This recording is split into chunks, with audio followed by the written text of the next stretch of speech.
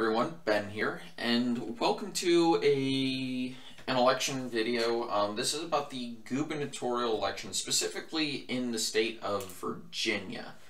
And I'll come back to this in a little bit when I actually make my forecast for the state, because last time I projected that Ed Gillespie was going to win by a very small margin. I kind of want to look at some of the data. Current polling suggests, here, let me bring that up.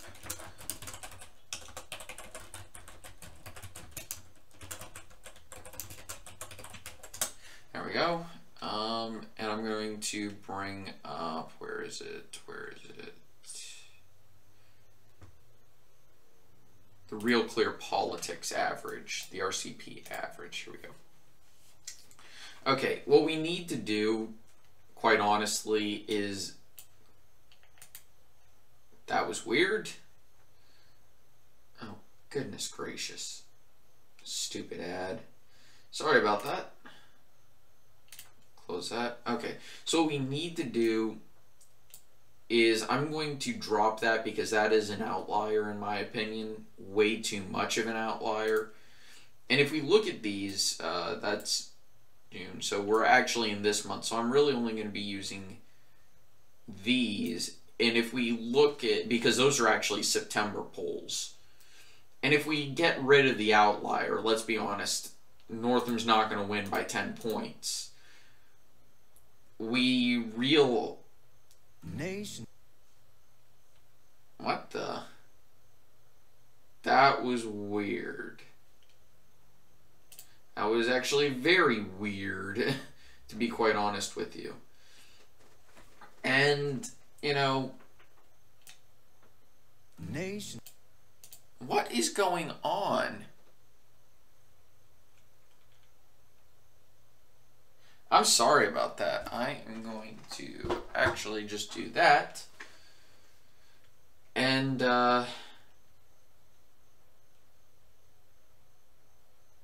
Nation. What? Oh. Some pop-up happened. That's what happened. And that's the first time I've had a pop-up in a long time. So, anyway. Yeah. So, we got... So, if we look at just these four, you know... Or, sorry, these three... What we find out is Northam really only leads by about 2 points. And Ed Gillespie has a history. And I know Quinnipiac is generally reputable. But right now, that is just completely inaccurate. I would love to see their data for that, but I'm not going to. And I have a sneaking suspicion they really only pulled Northern Virginia or, you know, just, you know, the more urban areas. It's hard. That said, it's hard to get to rural voters. And I do have this suspicion that they're not correcting for their 2016 polling mistakes. I think maybe pollsters think that 2016 was a fluke. So we're going to go over here and look at the Senate race between Mark Warner and Ed Gillespie. And Mark Warner was the incumbent in that seat, and Gillespie was challenging. And as we see... If we look at the exact numbers, it was an 0.8 of a point win for Mark Warner as the incumbent in a district that in a state that he should have won outright by large margins. So let's look. Loudoun County, dead tie, well, percentage-wise, but Gillespie actually won Loudoun County, which is an important county that you have to win.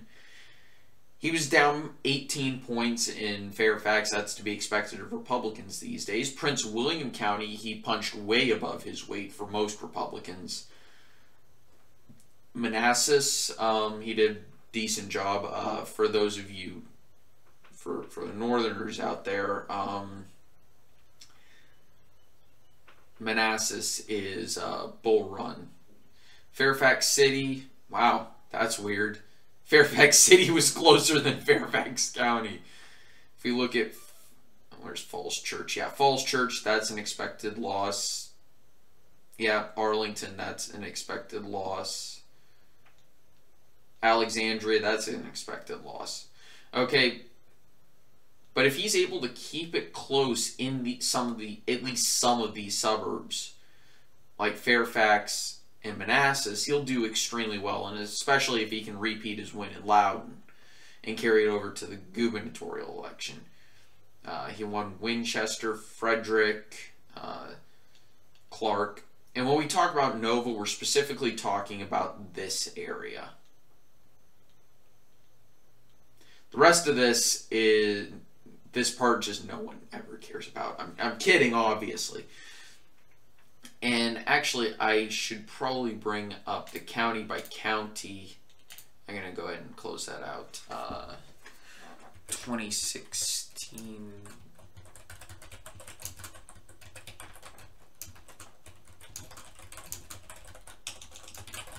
I should bring this up. Here we go. Bring up the live one. Goody. President. I'm going to bring up Virginia. Okay. So we can look at the map. Okay, so Nelson County. Let's look at that. Nelson County. Trump actually won it. And Ralph Northam is running a weird ad campaign to try and tie Ed Gillespie to Trump. It could potentially help him in Loudoun County and some of these suburbs. But, you know, I'm not entirely sure how that's going to help him in the rest of the state. Okay, so those counties normally vote that way. Virginia Beach, of course, votes for the Republican, and they're going to vote more for Gillespie than they did for Trump. So that's automatically good. I think Northampton County is going to vote for Gillespie as well. The Delmarva Peninsula tends to be a lot more conservative. Accomack County, same thing. York County, that's not really a surprise. Williamsburg City voted for, and is going to do the same thing. James City, it's going to vote for Republican. Newport News and Hampton County, those are both going to vote for the Democrat no matter what. Norfolk, similar deal. Suffolk County could vote for Gillespie, though that could change a lot. I can't really zoom in on, actually I can zoom in. Awesome. So if we look at Roanoke, that could be an area where Gillespie improves. Same thing in Montgomery County, as well as city of Radford, which is surprisingly close here.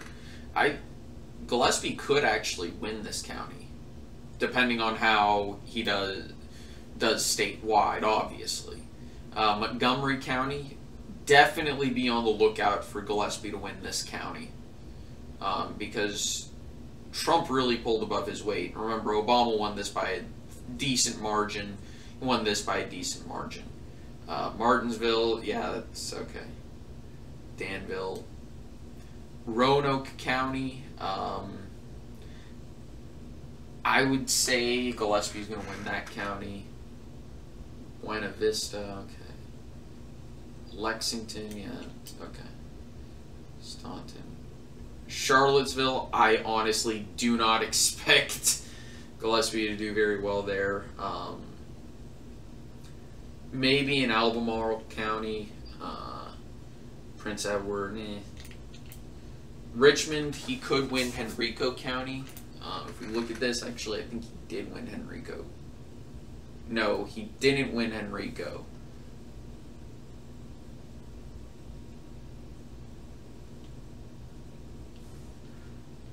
But I think this map, combined with some of his, the Trump-Clinton map, combined with and if we just look at this, yeah, there's no way a Democrat is going to win these areas. You know, if you look at it, the population centers like Harrisonburg, you know, they vote Democrat. Harrisonburg by, sorry, that's Staunton. Harrisonburg by a very comfortable margin. And also, if you look at the change from 2012,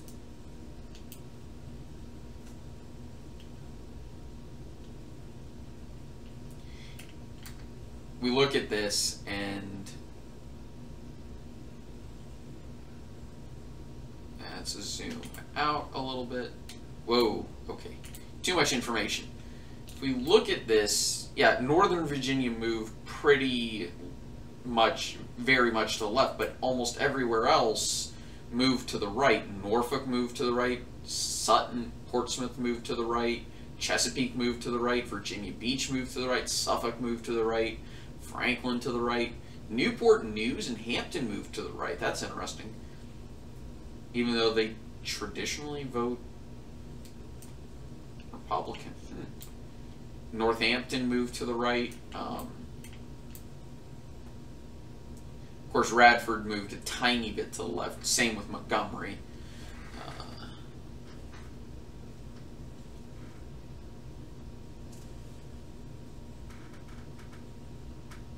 But almost everywhere else moves to the right. And I could honestly see that happening in the gubernatorial election. And if we look at it, it's not that hard to, you know, imagine Gillespie actually flipping, you know, a decent number of some of these counties that he needs to. He's going to have to make it up in Prince William County, I think, as well as maybe a few of the other ones. But Gillespie tends to overperform. And if we look at the last gubernatorial election in 2013 between Terry McAuliffe and Ken Cuccinelli, by the way, we're going to predict that the Libertarian Cliff Hyra, I'm sorry, not Chris Hyra, Cliff Hyra, is going to perform at a similar level to Robert Sarvis here.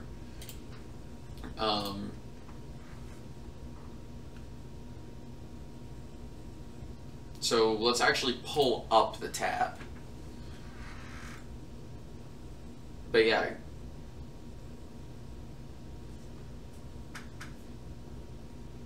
And if we, of course, look at, okay, whoops. If we look at where Gillespie won over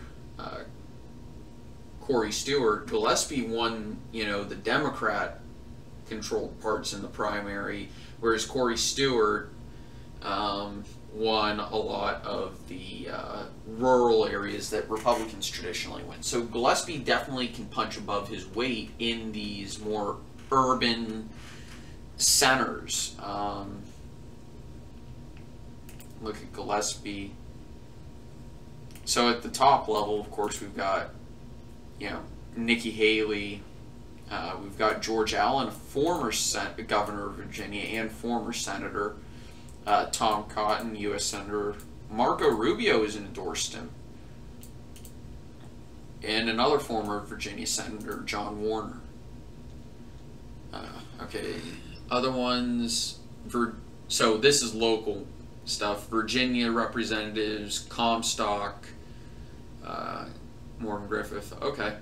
Newt Gingrich, of course. Of course. Other governors. Governor of Arizona, Doug Ducey, Bob McDonnell, former governor of Virginia.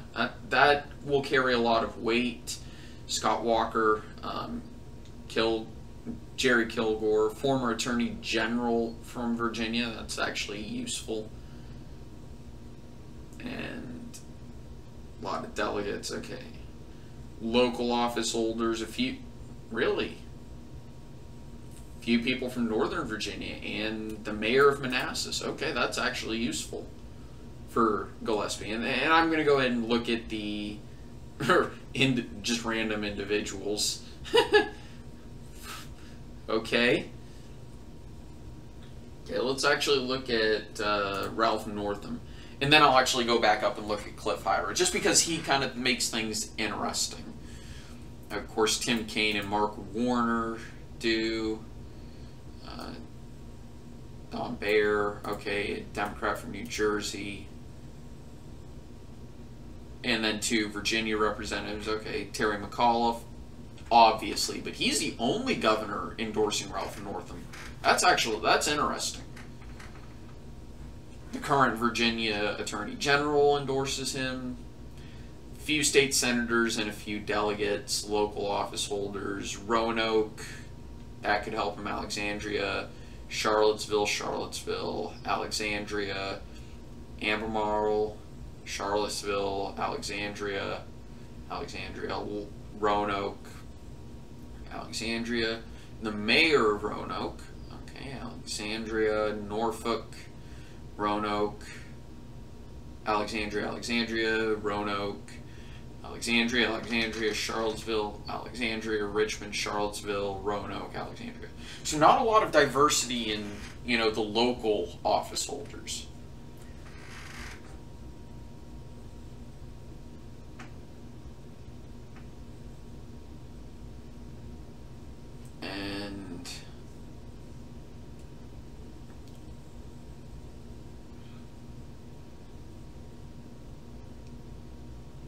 And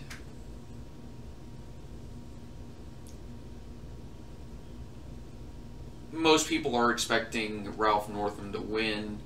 But if you look at polling history, it's drifting towards Democrat, but at the same time, not by a huge amount. And let's go ahead and look at Cliff Hyra.